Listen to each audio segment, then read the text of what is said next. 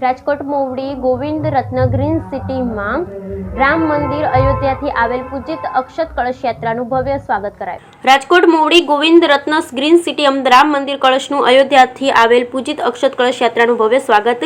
શ્રી રામ જન્મભૂમિ તીર્થ ક્ષેત્ર અયોધ્યાથી પૂજિત અક્ષત કળશ યાત્રાનું આગમન થયેલ।